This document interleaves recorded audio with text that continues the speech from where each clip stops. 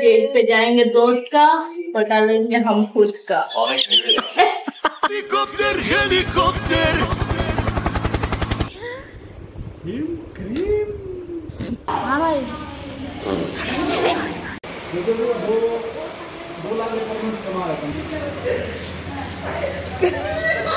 So hello everyone, আমি অর্পিত চলে এসেছি আবার একটা নতুন ব্লগ নিয়ে। আজকের ব্লগটা আমার শুরু হচ্ছে শিলিগুড়ি কলেজ থেকে। কারণ এই যে সামনে মহিলাটাকে দেখতে পাচ্ছ, আজকে দেখা করতে গেছিলাম এর সাথে।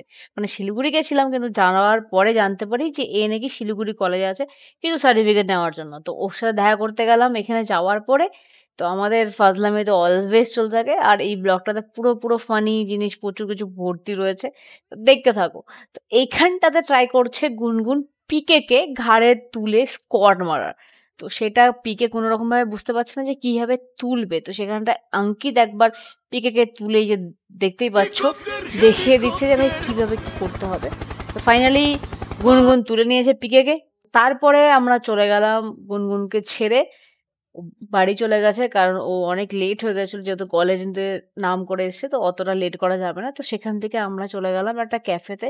ক্যাফেতে বসে আমরা কিছু খাওয়া দাওয়া করে নিলাম। আমরা চারজনে মিলে, চারজন না মানে তিনজন, তার মাঝখান থেকে একজন চলে গেছে কারণ ওর বাড়িতে থেকে কল এসছিল বলে। আর এদিকে আমি করেছি অঙ্কিতের বাইকের চাবি চুরি। ও জানে না, ও প্রচন্ড খুঁজছে কোথায় আছে। আর ওর কোনো রকম ভাবে ডাউট যায়নি যে আমি নিয়েছি। ও সবার প্রথমে গিয়ে পিকেকে জিজ্ঞাসা করলো, আমাকে জিজ্ঞাসাও করেনি। হ্যাঁ, ওখানে গিয়ে খুঁজছে, পুরো দোকান টোকানে পুরো খুঁজছে, ভাইয়া মেরা চাবি মিলা হ্যায় ক্যা কুছি, যেখানে বিলিং করতে গেছে ওখানেও খুঁজছে।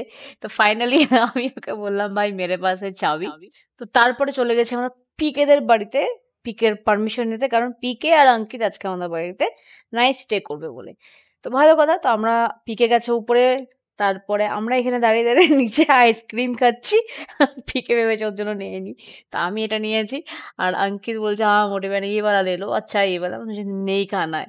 তো তারপরে ওখানে কিছুক্ষণ দাঁড়ালাম। তারপরে পিকে আসার পরে এখান থেকে আমরা চলে গেলাম সিজা বাড়ির দিকে। আর এদিকে রাস্তার মধ্যে অঙ্কিতকে দেখতেই পাচ্ছ, অঙ্কিত দুটো পা উপর দিকে উঠিয়ে গাড়ি চালাচ্ছে। জানি না এইভাবে কে গাড়ি চালায়, যদি কেউ চালাও তাহলে প্লিজ আমাদের একটু বলো, ঠিক আছে? বাট আমার সামনে একটা অদ্ভুত প্রাণী, সেটা হচ্ছে অঙ্কিত। তো তারপরে ফাইনালি বাড়িতে চলে এসেছি। বাড়িতে চলে আসার পর আমরা ডিনারও করে নিয়েছি, সেটা দেখাতে পারিনি। কিন্তু রাত্রে 3:30টার সময় আমাদের প্ল্যানিং হচ্ছে আমরা আইসক্রিম খাবো। তার মধ্যে অঙ্কিতের রিয়াকশনটা প্লিজ একবার দেখো, প্লিজ। মানে ও আইসক্রিম পেয়ে ছোট বাচ্চা হয়ে গেছে।